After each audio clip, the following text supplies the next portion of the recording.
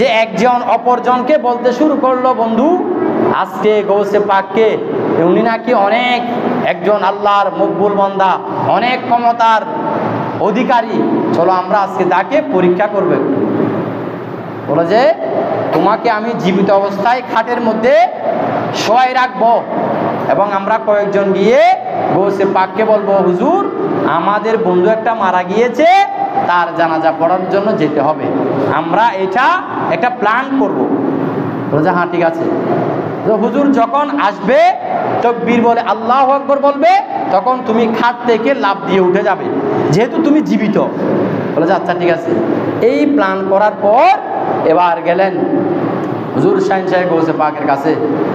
গৌসে পাককে গিয়ে বলেন, হুজুর আমাদের বন্ধু একটা মারা গিয়েছে, একটু তার জানাজা পড়াতে যেতে হবে। তখন শাহিন সাহেব গৌসে পাক রাদিয়াল্লাহু তাআলা বলেন, ঠিক আছে তোমরা যাও, আমি উযু কালাম করে আসতেছি। সুবহানাল্লাহ। বাস বন্ধুরা চলে আসলো। ওই খাটের মধ্যে যাকে শায়িত করে দিয়েছে তাকে বলেছে, হুজুর আসবে বলেছে, হুজুর যখন আল্লাহু আকবার বলবে তখন তুমি উঠে যাবে, ঠিক আছে? বলেছে হ্যাঁ ঠিক আছে। তাকার সবাই অপেক্ষমান।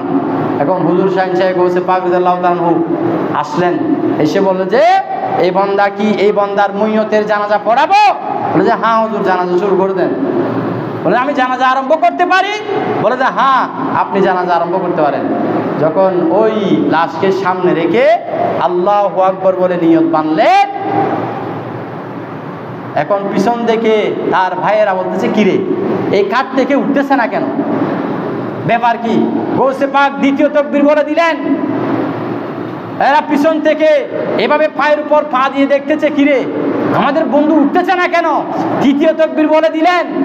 একজন পিছন থেকে জানাজার খাতার ভেঙে চলে এসেছে, কিরে বন্ধু উঠ না, তুই এখনো শুয়ে আসিস কেন, উঠে যা। গৌসে পাক যখন চতুর্থ তাকবীর পাঠ করে সালাম ফিরে ফেললেন, তখন ওই ছেলে সে কান্নাকাটি করতেছে, বন্ধু উঠ উঠ, কি হয়েছে?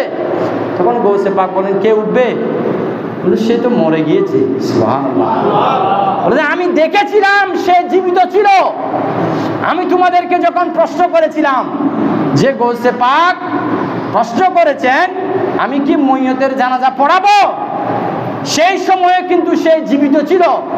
যখন তোমরা বলেছো হ্যাঁ জানাজা পড়াই দেন, তখন আমি আল্লাহর দরবারে ফরিয়াদ করলাম, আল্লাহ আমি আব্দুল কাদের তো জীবিত মানুষের জানাজা পড়াতে পারি না, আমি তো মইয়তের মৃত মানুষের জানাজা পড়াচ্ছি। তখন সাথে সাথে আল্লাহ রাব্বুল আলামিন মালাকুল মউতকে পাঠিয়ে তার রূহকে কবজা করে ফেলেছে। সুবহানাল্লাহ। এটাই হলো কি ক্ষমতা, জীবিতকে মেরে ফেলা। মেরেছেন কেন? বেয়াদবি করার কারণে, বেয়াদবি করার কারণে। হুজুর শাহিন